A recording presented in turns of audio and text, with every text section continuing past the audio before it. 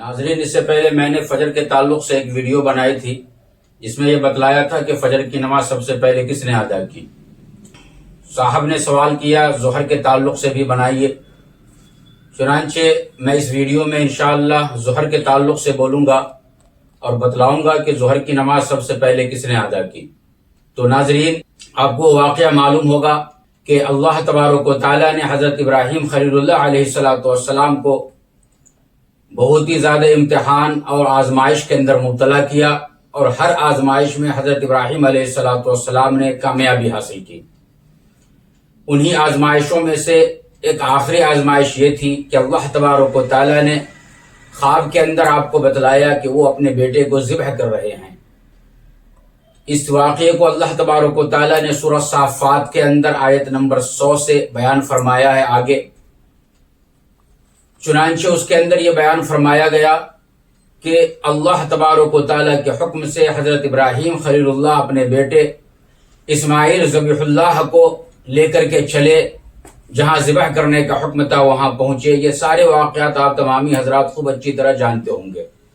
مجھے یہاں پہ بتلانا یہ ہے کہ جس وقت میں آپ ذبح کرنے کے لیے اپنے بیٹے کو زمین کے اوپر لٹائے ہوئے تھے، اس وقت میں حضرت ابراہیم علیہ السلام کو 4 غم ستائے جا رہا تھا۔ ان میں سے پہلا غم یہ تھا کہ جو آزمائش اللہ تبارک و تعالیٰ نے ہمارے اوپر رکھی ہے، اس آزمائش کے اندر میں کامیاب ہو پاؤں گا یا نہیں ہو پاؤں گا۔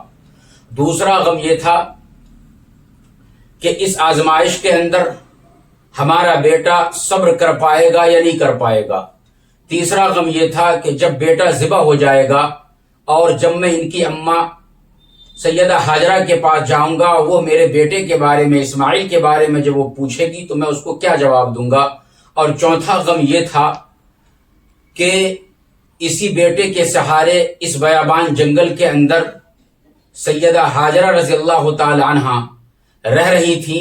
جب بیٹا نہیں رہے گا تو تنہے تنہا اس جنگل میں کس طریقہ پر وہ اپنی زندگی گزاریں گی۔ یہ 4 غم آپ کے سامنے تھے۔